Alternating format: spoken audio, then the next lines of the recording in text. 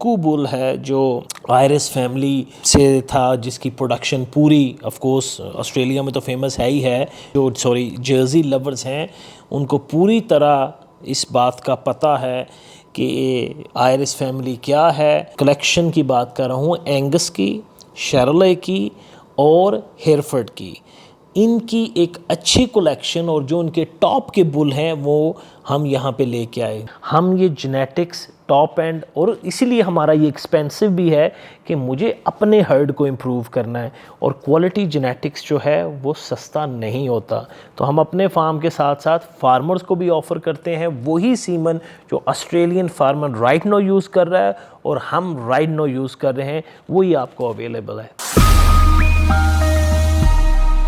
अस्सलाम वालेकुम फार्मर्स।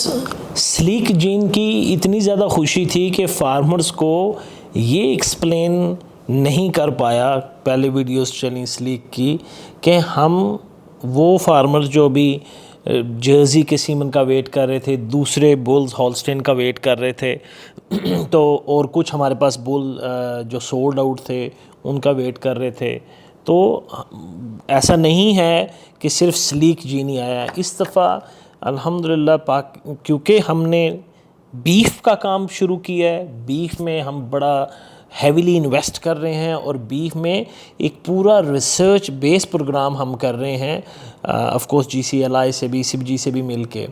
उस पे तो मैं वीडियो के एंड पे आता हूँ। मगर जो जर्सी का सीमन, सब उन फार्मों से अपॉलॉजीज़ जो पूछ रहे थे, स्पेशली सेक्स्ड, वो काफ़ी अरसे से हमारा सोल्ड आउट था। बट क्योंकि हमने एसएल होंडा और एसएल आइसमैन का वेट कर रहे थे स्लीक बुल का, तो उस कलेक्शन में टाइम लग गया।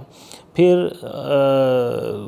एसएल होंडा का कन्वेंशनल अवेलेबल था, सेक्स नहीं, तो हमें दोनों का सेक्स और वो लाने में टाइम लग गया।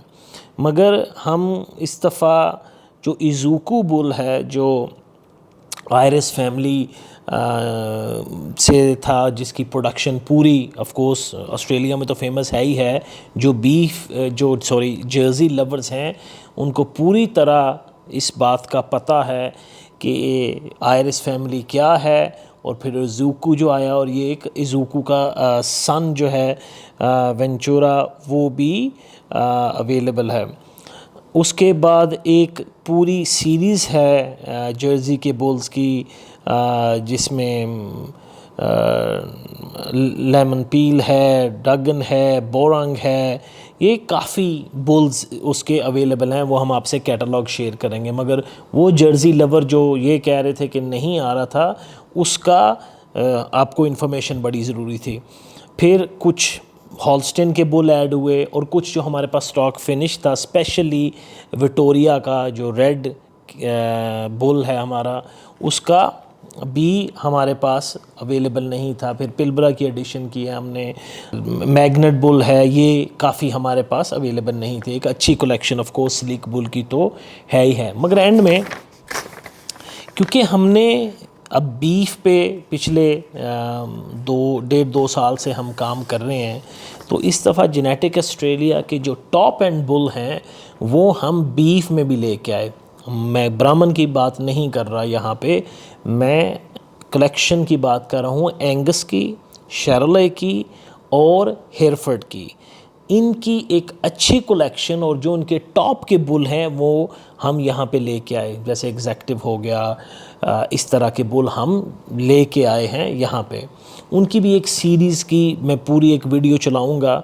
मगर आपको ये इन्फॉर्मेशन कि हमारे यहाँ HRM के प्लेटफॉर्म पे as far as we know पहली दफ़ा हम शर्ले, एंगस और हेरफर्ड की कलेक्शन भी यहाँ पे लाए हैं। जो बीफ लवर हैं, ऐसा नहीं है कि उनके लिए गुड न्यूज़ नहीं है।